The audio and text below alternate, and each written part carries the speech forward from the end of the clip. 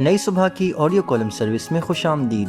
روزنامہ جنگ سے کالم پیش ہے عالم اسلام کی بے حسی۔ کالم نگار ہیں ڈاکٹر خالد جاوید جان اور آواز ہے سلیم طاہر کی۔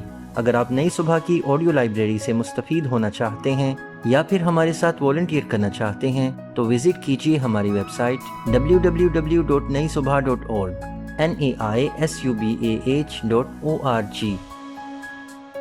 غزہ کے بعد ایران پر اسرائیل کے وحشیانہ حملوں کے آگے اس وقت پوری دنیا بے بس ہے۔ ظلم و بربریت کی بھی کوئی حد ہوتی ہے، لیکن اسرائیلی سنگدلی کی کوئی حد نہیں۔ اس نے گزشتہ سالوں کے دوران جس شقی القلبی اور غیر انسانی رویوں کا مظاہرہ کیا ہے، اس کی کوئی مثال دور حاضر کی تاریخ میں نہیں ملتی۔ معصوم بچوں، عورتوں اور بزرگوں کو یوں چن چن کر مارا جا رہا ہے کہ اقوام متحدہ میں فلسطینی مندوب اپنے لوگوں کی حالت بیان کرتے ہوئے پھوٹ پھوٹ کر رونے لگا۔ لیکن آج کی مہذب دنیا کی حکومتوں کا رویہ بے رحمانہ خاموشی اور اذیت ناک لفاظی سے زیادہ کچھ نہیں۔ لیکن ان ممالک کے عوام نے فلسطینی عوام کے حق اور اسرائیلی مظالم کے خلاف جس طرح اپنے اپنے ممالک کے طول و عرض میں احتجاجی مظاہرے کیے ہیں، وہ نہ صرف حوصلہ افزا ہیں بلکہ اس حقیقت کی بھی غمازی کرتے ہیں کہ آج پوری دنیا میں رائے عامہ اسرائیل کے خلاف ہو چکی ہے، اور جنگ عظیم دوم کے دوران یہودی نسل کشی، جسے ہولوکوسٹ بھی کہا جاتا ہے، کا جو پروپوگنڈا کیا گیا تھا، جس کے تحت یہودیوں کو نہ صرف مظلوم سمجھا جاتا تھا بلکہ کفارے کے طور پر انہیں اپنی ایک الگ ریاست بنانے میں پوری معاونت کی گئی۔ لیکن 1948 میں کفارے کے طور پر فلسطین کی سرزمین پر بنائی گئی غاصبانہ اسرائیلی ریاست نے یہ ثابت کر دیا کہ ایک ظلم کا کفارہ دوسرے ظلم کے ذریعے ادا نہیں کیا جا سکتا، بلکہ وہ ایک بڑے ظلم کی شکل اختیار کر لیتا ہے، جیسا کہ اسرائیل کی شکل میں ہوا، کیونکہ اس طرح ناجائز طور پر وجود پانے والی ریاست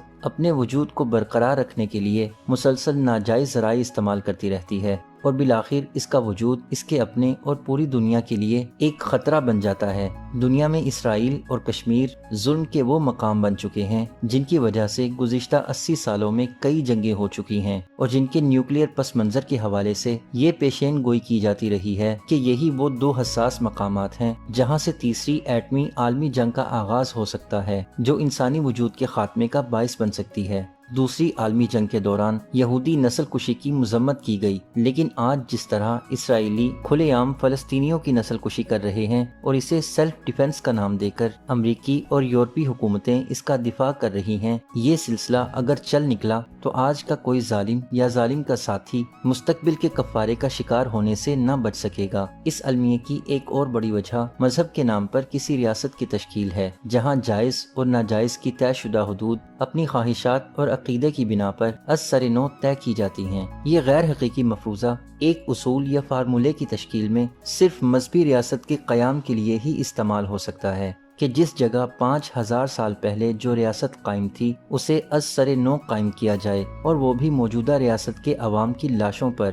اب آئیے ایران، فلسطین اور کشمیر کے بارے میں 50 سے زیادہ ممالک میں بسنے والے 2 ارب سے زائد مسلمانوں کے رد عمل کے بارے میں، جو صرف 1 کروڑ کے قریب آبادی والے ملک اسرائیل کی دہشت سے سہمے ہوئے ہیں۔ لگتا ہے پورا عالم اسلام عالم نزا کی حالت میں ہے۔ مسلمانوں کی اس بے حسی کے بارے میں میری نظم یہ عالم اسلام ہے یا عالم نزا سے چند اشعار پیش خدمت ہیں۔ اے ارض فلسطین، اے غزہ کے آسمان، اے آگ و خون میں ڈوبے ہوئے شہر بے امان، یہ طے ہے اب کے ظلم ان حدوں کو چھو گیا جب ظلم کے نصیب میں مٹ جانا ہے لکھا، لیکن تیرے غمخاروں کے کیا کیا بھرم کھلے، کیسے فقیہ شہر اور شیخ حرم کھلے۔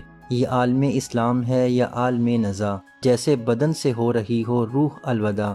القاعدہ کہاں ہے وہ طالبان، جن کا جہاد پی رہا ہے خون مسلمان۔ تیرے لیے کمان سے نکلا نہیں کیوں تیر، جاگے نہیں کیوں تیرے لیے سب یہ بے ضمیر۔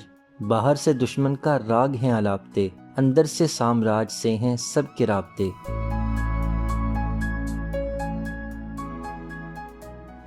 یہ معلوماتی مواد نئی صبح کی جانب سے پیش کیا گیا۔ اپنی آراء کے اظہار کے لیے کامنٹ کیجیے یا ڈسکرپشن میں دیے گئے رابطے کے ذرائع استعمال کیجیے۔